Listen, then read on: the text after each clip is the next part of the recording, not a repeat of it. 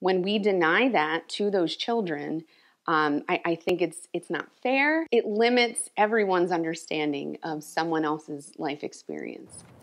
That mother and local teacher says banning books that deal with racism and gender identity sends a dangerous message to students.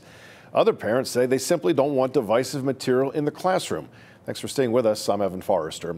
Book ban efforts are spreading across the U.S., including here in central Pennsylvania. And as a result, books are disappearing from some schools and public libraries. Fox 43's Rachel Yankunis reveals what both sides are saying about content making parents angry, and others are fighting to keep the books, making sure they stay available.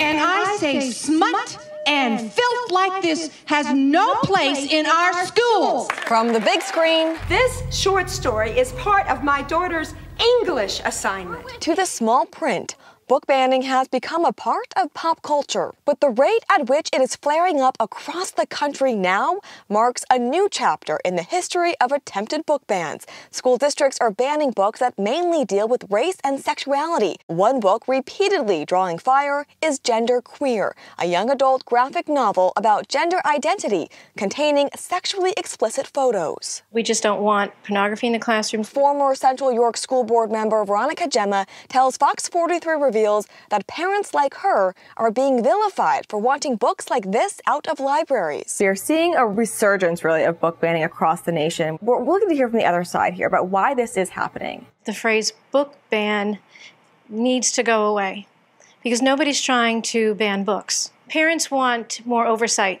of what their children are learning in the classroom.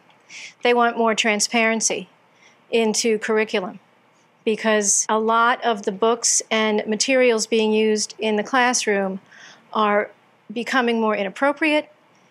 There's more of a political agenda coming into the classrooms. Parents behind the bans often turning to groups like No Left Turn in Education, which keeps a list of books it says spread radical and racist ideologies to students, including Howard Zinn's A People's History of the United States and children's book Chocolate Me.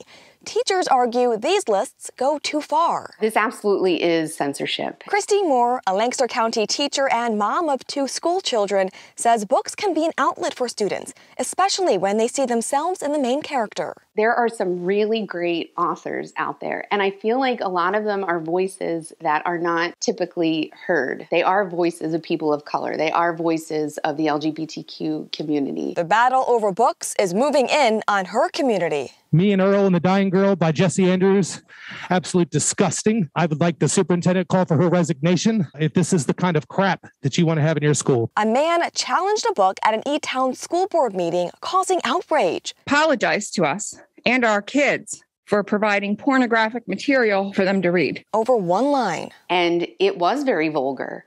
But if you read the entire book, it really has nothing to do with the overall message of the book. And in pulling that one line, it's dangerous, because I'm sure almost every book in our library, you could find one line, one part that somebody's going to find offensive.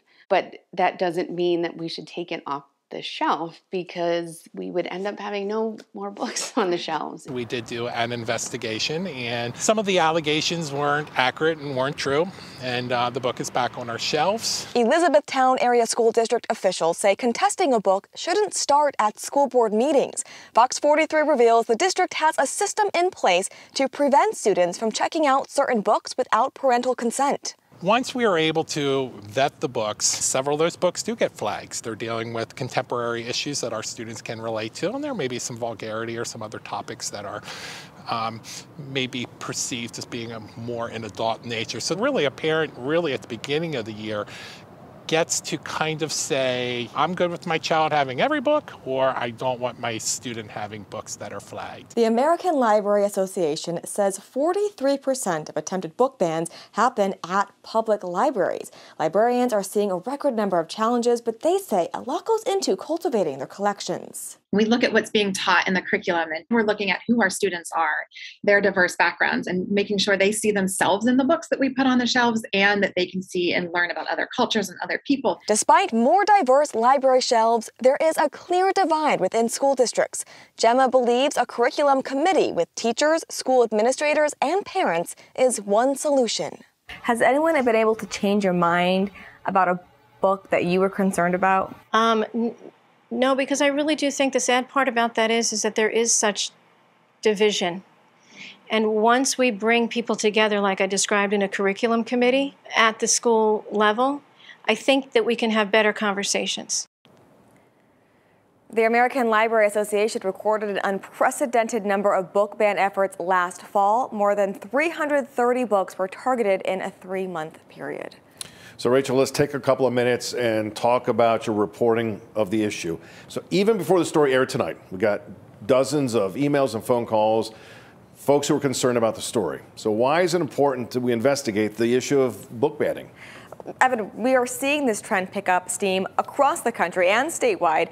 You know, we use the Elizabethtown Area School District as an example, but other school districts in Pennsylvania are reporting similar attempts to ban books.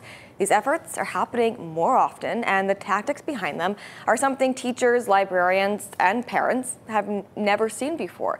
So we really wanted to explore this issue to understand the reason behind these efforts. It's a hot button topic for sure. We heard concerns about your interview with Veronica Gemma. So tell us why it was important that you interview her for the story as well.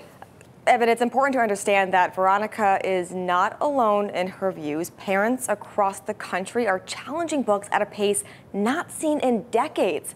There are a lot of people who feel strongly about book banning on both sides.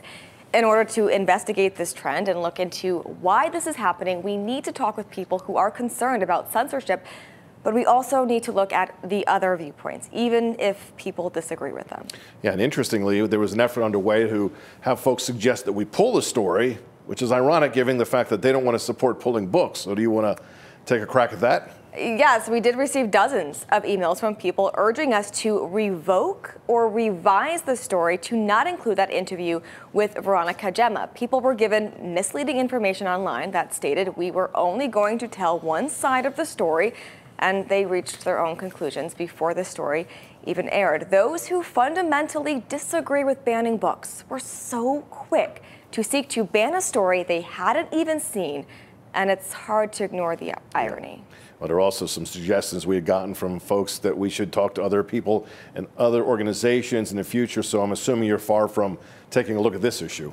That's right, Evan. Because of the attention this story has received, I think it is prudent to continue investigating this issue. Some people reached out to us suggesting we talk with authors of books that had been banned. I think this is a great idea. Having these conversations, making sure we dive into every angle is crucial in telling the full story, and we will continue to cover this topic. Fox 43 reveals issues that affect you and your family to keep you informed. And if you have a story you want us to investigate, send me an email at fox43reveals@fox43.com.